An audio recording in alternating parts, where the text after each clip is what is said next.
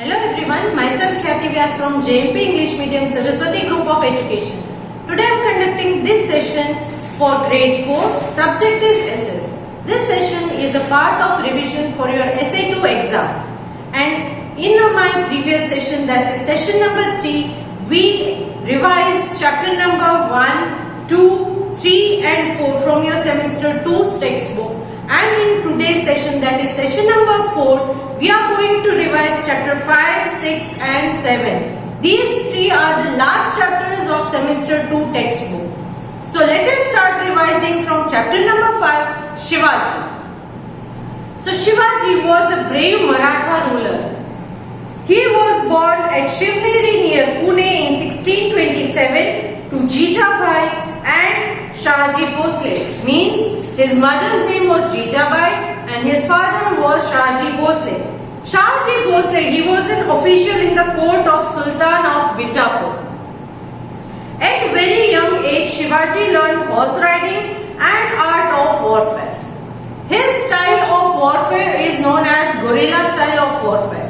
That means they used to hide in the forest, and whenever they find their enemies nearby, they used to attack on them and then run away back and hide themselves. So इसका मतलब है उनके जो warfare का style था उसे guerrilla warfare का style कहा जाता था. During 1645 to 1647, Shivaji captured the fort of Torna and Purandar from the Bijapur army. Bijapur army के पास से उन्होंने fort of Torna and Purandar इन दो फोर्ट्स को हासिल कर लिया था.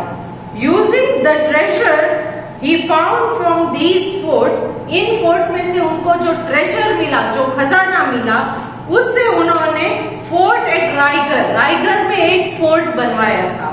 Another notable fort he constructed was Sindhudurg fort, और एक फोर्ट जो उन्होंने बनवाया था वो है Sindhudurg fort. Then in 1659 the ruler of Bijapur sent a large army under Afzal Khan to defend Shivaji. Afzal Khan नाम के जो कमांडर थे उनके अंडर एक बड़ी सी आर्मी भेजी थी. क्यों भेजी थी? शिवाजी को हराने के लिए. शिवाजी किल्ड अफजल खान, बट शिवाजी ने अफजल खान को मार डाला था. Then, during this period, Aurangzeb, the Mughal emperor, was trying to conquer South India. He realized that he would have to defeat Shivaji if he wanted to control South.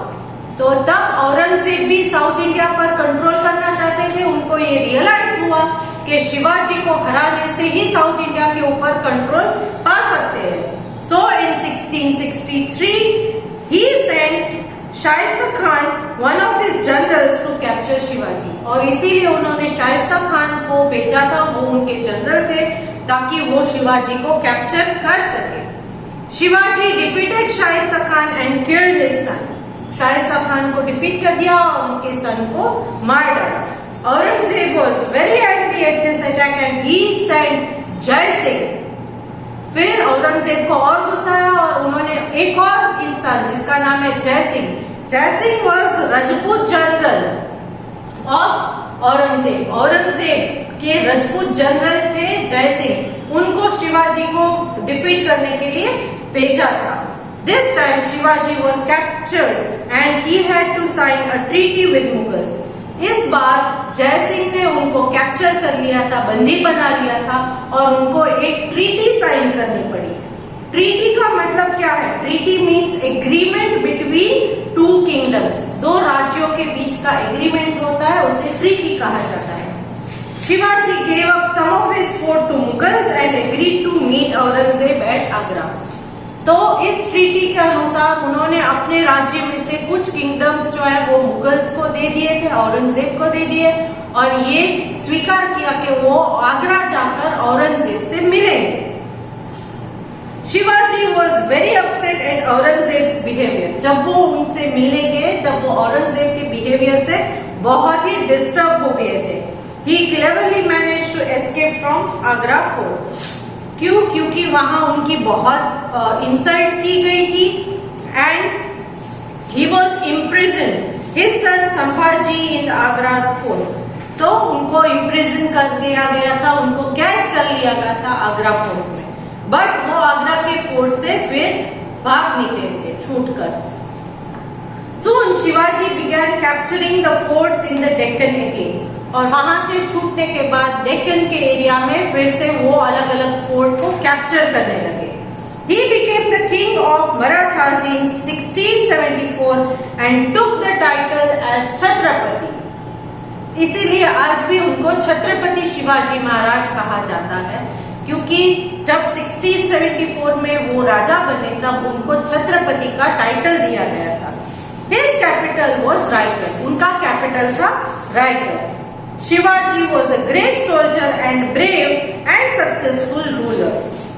He was able to challenge the powerful Mughals and remain an independent ruler. He died in the year 1680 CE.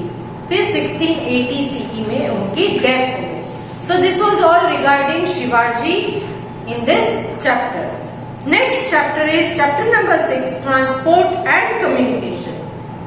So इस chapter में हम transport and communication के बारे में अलग अलग topics पढ़ेंगे। First of all let us take up with transport. Transport refer to the way of carrying people and goods from one place to another by the way of land, air और water.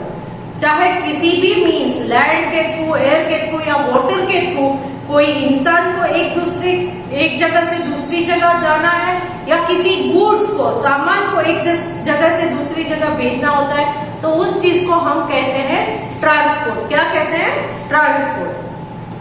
Many years ago when wheels were not invented, men used to walk on his feet to travel from one place to another. Slowly and gradually he developed different means of transport. So today we have many different ways of traveling. They are roadway, railway, waterway and airway. Roadway मतलब कि जो road से हम travel करते हैं वो roadways है, जैसे कि स्कूटर, कार, बस एक्सेट्रा। रेलवे जिसमें कि ट्रेन, सबवेज ये सब चलती है। देन रेलवे जो है वो ट्रैक्स के ऊपर चलती है। किसके ऊपर? ट्रैक्स के ऊपर। देन वाटरवेज पानी के ऊपर होते हैं, ships, boats etcetera. And Airways जिसमें एरोप्लेन्स या हेलीकॉप्टर्स होते हैं। First of all let's look into the roadways. Roadways यहाँ पर अलग अलग किस्म के रोड्स पर ट्रैवल करना होता है। रोड में दो किस्म के रोड होते हैं, कच्चा रोड एंड पक्का road. They are also called metallic roads and non metallic roads. Now roads made up of long lasting materials such as cement and tar are called metalled road or pakka road. These roads can be used all around the year, even in the rainy season. Kacha road or non-metal roads are usually smaller paths made of mud. यहाँ cement या टार का use नहीं होता है, ये धूल मिट्टी से बना हुआ रास्ता होता है। They are difficult to travel and cannot be used during the rainy season. यहाँ पर ट्रैवल करना, जो कच्चा रोड है वहाँ उसमें ट्रैवल करना डिफिकल्ट हो जाता है और रेनी सीजन में बहुत इम्पॉसिबल जैसी सिचुएशन हो जाती है। रोडवेज की जब हम बात करें तो रोड्स में भी अलग अलग टाइप्स होते हैं, जैसे कि नेशनल हाईवे है या स्टेट हाईवे है। नेशनल हाईवेज ऐसे हाईवेज होते हैं जो हमारे पूरे नेशन के बड़े बड़े जो सिटीज है या टाउन्स है उनको इंटरकनेक्ट करता हुआ रास्ता होता है, उन्हें हम कहते हैं national highway. Another one is state highway, मतलब उस पर्टिकुलर स्टेट के जो बड़े सिटीज है, महानगर होते हैं, इन सिटीज को कनेक्ट करने वाला जो रास्ता होता है उन्हें हम कहते हैं state highway. So this was all regarding the roadways. Next talking about railway. Railway जो है they are the cheapest means of travel to over a long distance on land. ये लैंड के ऊपर भी होता है, मगर रेल जो है वो ट्रैक पर चलती है, रोड पर नहीं चलती है, ट्रैक्स पर चलती है। Okay, so now they are very important and cheapest means of long distance travel. Long distance travel करना है अगर आपको, तो रेल में जाना सबसे ज्यादा इजी एंड चीपेस्ट वे है। क्योंकि आप अपना प्राइवेट व्हीकल जाओगे तो ट्रैवलिंग में थक भी सकते हो, प्लस जो है आपका कॉस्ट ऑफ ट्रैवलिंग भी बढ़ सकता है। पेट्रोल, डीजल, सीएनजी जो कुछ भी हो, ट्रैवलिंग का कॉस्ट बढ़ जाएगा। मगर रेलवे का जो है वो कॉस्टिंग इतना नहीं होता है। रेल्स में दो टाइप की ट्रेन होती है, passenger train and goods train. Passenger train जो है वो इंसानों को कैरी करती है from one place to another place. Goods train जो है उसमें सामान को एक जगह से दूसरी जगह पर भेजा जाता है। So first train that was run in 1853, that was between Mumbai and Thane, and it was started by the Britishers. Nowadays electric trains are also found. आज के जमाने में हमारी ट्रेन जो है वो इलेक्ट्रिक ट्रेन भी होती है। मेट्रोपॉलिटन सिटीज इंडिया के जो है यहाँ पर मेट्रो ट्रेन भी चलती है या सबवेज भी कहा जाता है उनको। मेट्रो सिस्टम इज अंडरग्राउंड और ओवरग्राउंड ट्रेन।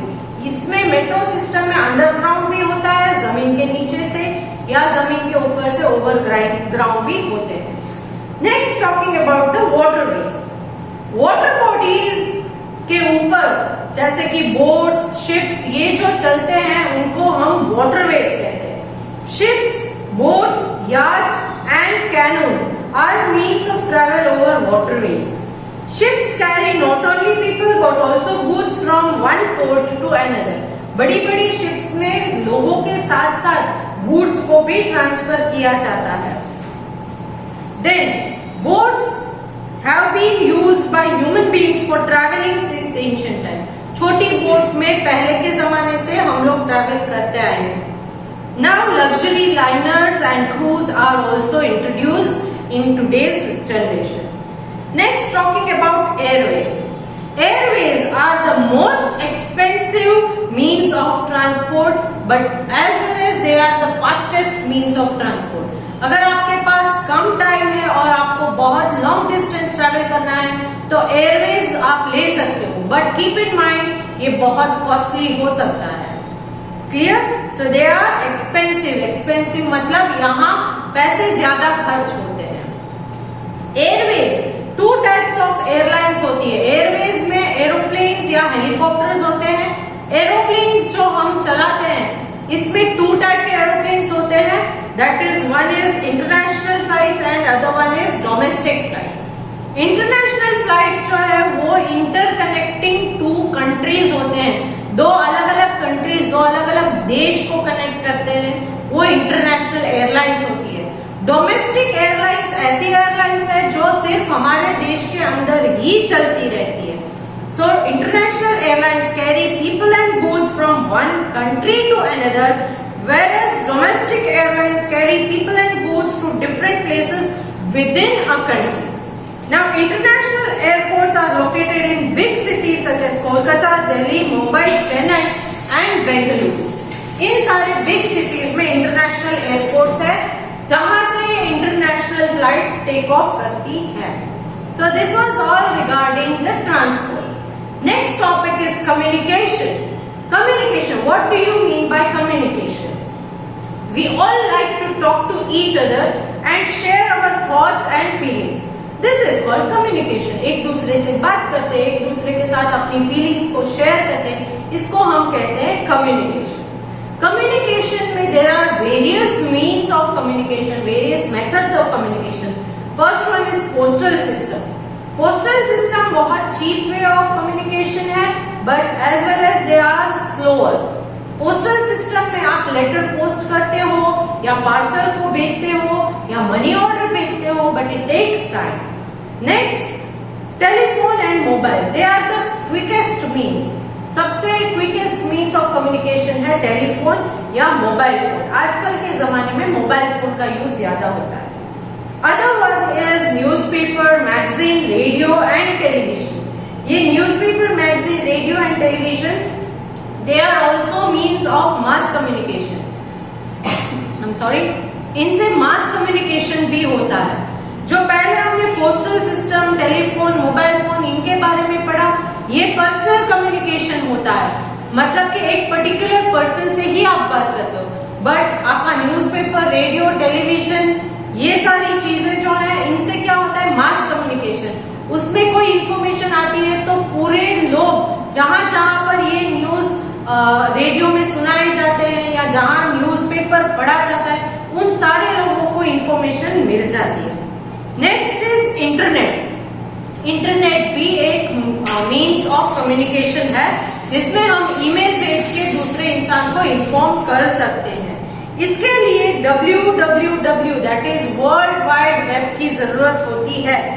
ईमेल मतलब के electronic mail. So all these things help us to communicate with each other wherever in the world we are located. So this was all regarding this chapter. Next chapter is chapter number 7, our government and elections. India में दो अलग अलग type की government है। पहले तो government, क्यों government की जरूरत है? To run a country smoothly.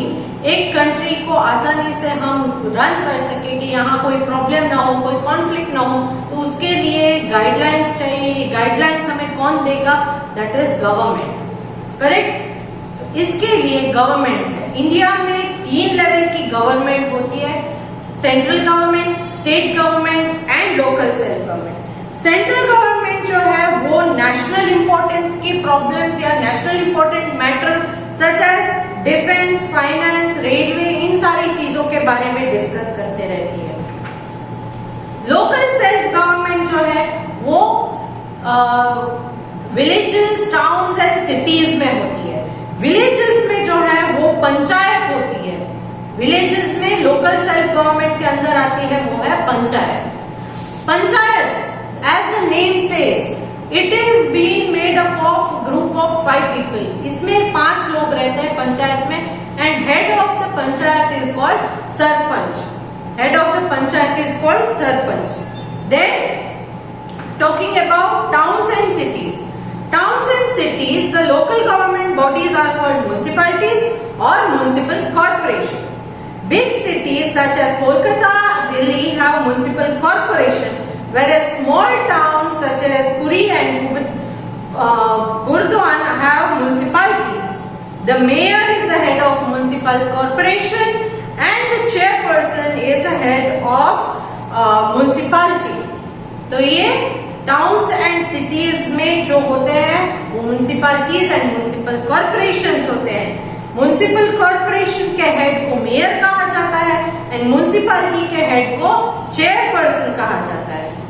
Then talking about the elections, तो इन पंचायत है या म्युनिसिपैलिटी है, म्युनिसिपल कॉर्पोरेशन है, यहाँ के जो मेंबर्स है वो कैसे हम करते हैं कि कौन होगा उसका मेंबर, ये होता है इलेक्शन के थ्रू। Here elections in India are been इसका पूरा ऑर्गेनाइज कौन करता है? Election commission. इलेक्शन कमीशन एक ऐसी कमेटी होती है जो पूरे इलेक्शन को प्लान आउट करती है। कब इलेक्शन होंगे, कौन कैंडिडेट होंगे, कहां पर होंगे, किस डेट पर होंगे, ये सारी प्लानिंग जो है वो इलेक्शन कमीशन करती है। देन कैंडिडेट का मतलब क्या है? कैंडिडेट मतलब वो इंसान जो इलेक्शन लड़ता है उसको हम कहते हैं कैंडिडेट। इंडिया में वोटिंग करने का जो इलेक्शंस होते हैं वो कैसे होते हैं? वोटिंग के थ्रू। वोटिंग करने का अधिकार 18 इयर्स एंड अबव की एज वाले लोगों को ही वोटिंग के राइट्स दिए गए हैं। वोटर्स किसे कहते हैं? Voters are the person who have the right to vote. जिनको वोटिंग के राइट्स होते हैं उन लोगों को वोटर्स कहा जाता है और जो इलेक्शन में पार्ट लेते हैं, हिस्सा लेते हैं, उनको कैंडिडेट्स कहा जाता है। यहाँ पर इंडिया में इलेक्शन कहाँ पर होते हैं? इलेक्शन में वोट करने के लिए आपको पोलिंग बूथ में जाना पड़ता है। कहाँ पर जाना पड़ता है? पोलिंग बूथ में। पोलिंग बूथ में ईवीएम्स रखे जाते हैं। सीक्रेट बैलेट के थ्रू पहले करते थे, अब ईवीएम्स आ गए। सीक्रेट बैलेट जो है वो सीक्रेट इसलिए रखा जाता है ताकि आप किसको वोट करते हो वो दूसरे इंसान को रिवील नहीं करना, उसको पता नहीं चलना चाहिए। ईवीएम्स को रखा गया है। ईवीएम्स मतलब electronic voting machine.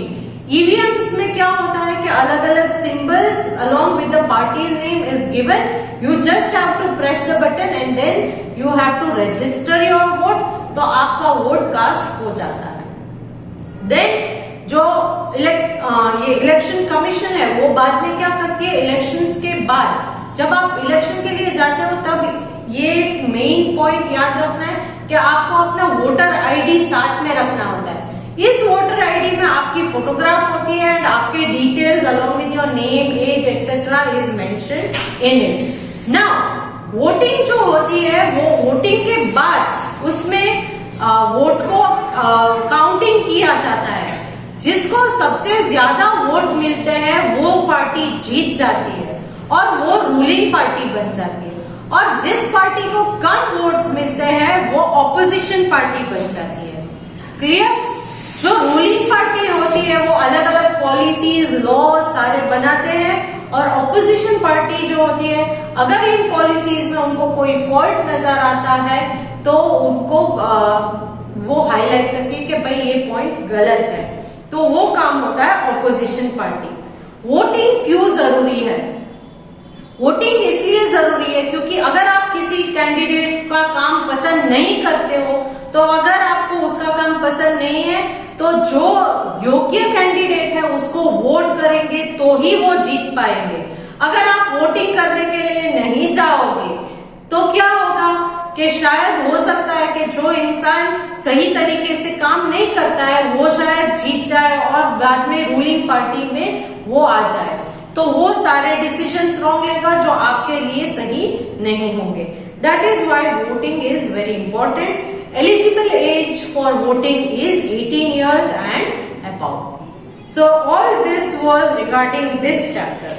Now this was your last chapter for your semester 2. So यहाँ पर हमने पूरे साल का रिवीजन 4 सेशंस में कंप्लीट कर दिया है। वंस अगेन मैं आपको रिमाइंड कर देती हूँ, आपकी सेमेस्टर 1 की बुक में से सिर्फ और सिर्फ ऑब्जेक्टिव टाइप के क्वेश्चंस पूछे गए हैं। आपकी सेमेस्टर 2 की बुक में से ऑब्जेक्टिव टाइप के भी क्वेश्चंस पूछे गए हैं, सब्जेक्टिव टाइप के क्वेश्चंस भी पूछे गए हैं। सो सेमेस्टर 2 की बुक में से सारा कुछ आपको सीखना पड़ेगा। Clear? Once again model question papers जो आपकी टेक्स्ट बुक में दिए गए हैं एट द एंड उनको रिवाइज कीजिए, वर्कशीट दी गई है उनको रिवाइज कीजिए। ऑलरेडी आपके पास आंसर्स आ ही गए हैं। आज इस वीडियो के साथ जो मैं वर्कशीट आपको भेज रही हूँ वो आपको प्रैक्टिस पेपर है सब्जेक्टिव टाइप का, इसकी आंसर की भी साथ में अटैच की गई है, बट आई एम होपिंग कि आप उसमें से कॉपी करोगे नहीं, आप अपने आप आंसर लिखने की प्रैक्टिस कीजिएगा। क्लियर? और बाद में आंसर की से देखकर आप अपना पेपर खुद चेक करके टैली कर सकते हो। अगर बहुत सारी मिस्टेक्स हो रही है तो किड्स प्लीज थोड़ा ज्यादा प्रैक्टिस कीजिए और थोड़ा हार्ड वर्क कीजिए। Okay, and all the best for your exam. Bye.